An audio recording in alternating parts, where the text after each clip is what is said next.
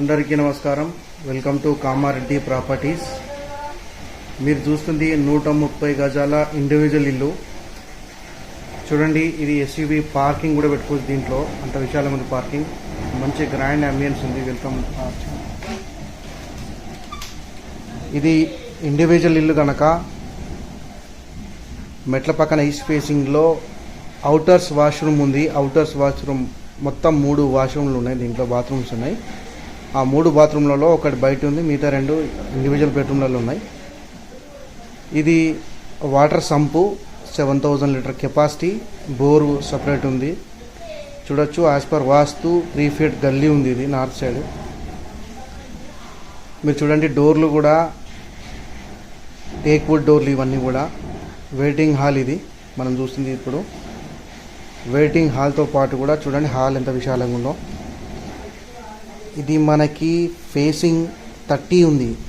So అందుకే మంచి విశాలంగా కుదిరింది ఇల్లు. చూడండి, పిఓపి కూడా చాలా బాగుంది. డిజైన్ అంతా కూడా చాలా బాగుంది. అన్నీ కూడా టేక్ వుడ్ డోర్లే దీంట్లో. ఇది చూస్తుంది మనము ఓపెన్ కిచెన్. లేటెస్ట్ మోడల్ ప్రకారం ఓపెన్ కిచెన్ ఇచ్చారు దీంట్లో బిల్డర్ గారు. దీంట్లో ఈ ఓపెన్ కిచెన్లో మనకి ఏంటంటే పైన మనకి మన సామాన్ ఏమైనా క్యారీ చేసుకోవడానికి సపరేట్ సజ్జా కూడా ఉంది దీంట్లో. ఇది చూడొచ్చు మీరు. ఈ ఓపెన్ కిచెన్తో పాటు మనం ఇక్కడ డిన్నింగ్ సెక్షన్ కూడా పెట్టుకోవచ్చు.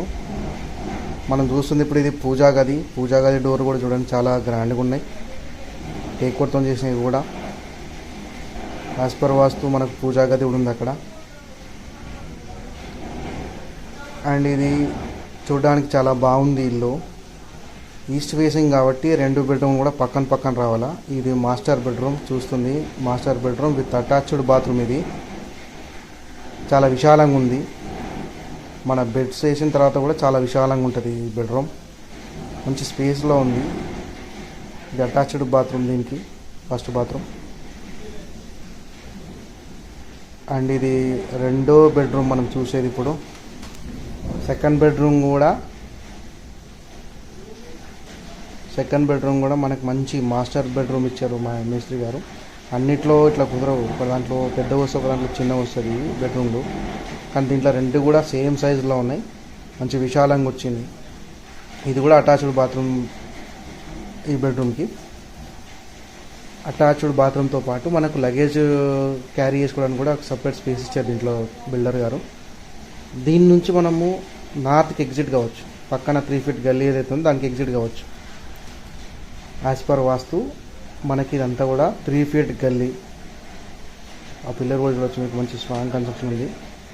ఈ 3 ఫీట్ గల్లీ చుట్టూ ఉంటుంది. 3 సైడ్ ఓపెన్. ఎందుకంటే ఇది ఈస్ట్ ఫేసింగ్ కాబట్టి యాజ్ పర్ వాస్తు 3 సైడ్ ఓపెన్ ఉండాలి.